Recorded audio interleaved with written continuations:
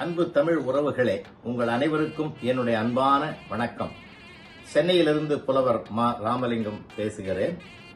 அமெரிக்க மண்ணில் கலிபோர்னியாவில் இன்று நக்கீரர் பட்டிமன்ற குழுவினுடைய கோலாகல திருவிழாவின் தொடக்கம். இந்த தொடக்க விழாவிலே நான் பங்கு பெற்று உங்கள் அனைவரோடும் அந்த வாழ்த்தரங்கத்தில் கலந்து கொள்வதிலே பெருமையும் பேரானந்தமும் அடைகிறேன்.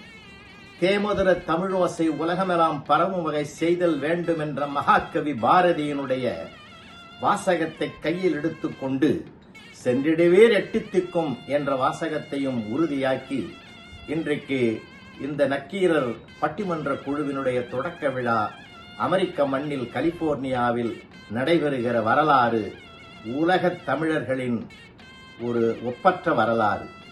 சொல்லப்போனால் வருங்காலத்தில் உலகத் தமிழர்கள் அனைவருக்கும் நல்ல தமிழ் விருந்தினை அளிக்கக்கூடிய மிகப்பெரிய பொறுப்பினை அருமை நண்பர், ஆளுமை திறமை மிக்க மாமனிதர், சொல்லாற்றல் மிக்க பெருமைக்குரியவர், பண்பாளர் ஜேசு சுந்தரமாறன் அவர்கள் இந்த பொறுப்பினை கையில் எடுத்துக்கொண்டு அற்புதமாக இந்த குழுவினுடைய பெருமையை இன்றைக்கு தொடங்கி வைக்கிறார்.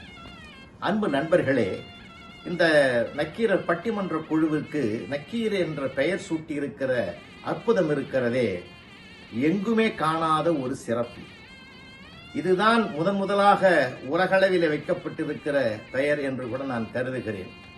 காரணம், சொன்னவர் யார் என்பதை விட சொன்ன செய்திதான் மிக முக்கியமாக பார்க்கப்பட வேண்டும் என்பதைத்தான் உலகத்திற்கு சொன்னவர் நக்கீரர்.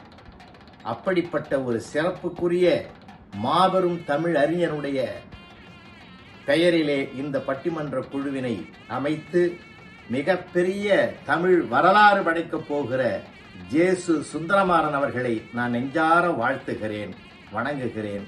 அருமைக்குரியவர்களே, கொரோனாவின் கொடுங்கால காலத்தில் ஜூம் நிகழ்ச்சிகள், பல்வேறு வகையான நிகழ்ச்சிகளிலே பட்டிமன்றத்திலே பங்கேற்று மிகச்சிறந்த வாதங்களை பதிவு செய்த பெருமைக்குரியவர்தான் சொல்லாளுமை மிக்க ஜேசு சுந்தரமாறன் அவர்கள் இதை கையில் எடுத்துக் கொண்டிருக்கிறார். இந்த பட்டிமன்ற குழுவினுடைய பயணத்தை கால் நூற்றாண்டு, அரை நூற்றாண்டு என்று வெள்ளி விழா, வைர விழா, பொன் விழா என்றெல்லாம் போகிற வகையிலே இதை கொண்டு போவார். நிச்சயம் இது உலகறிய பாராட்டு பெறக்கூடிய அளவுக்கு இது தன் பெருமிதத்தை நிலைநாட்டும் என்ற பெருமையோடு உங்களை வாழ்த்துவதிலே நான் பேரானந்தம் அடைகிறேன். வாழ்க, வளர்க, வெல்க.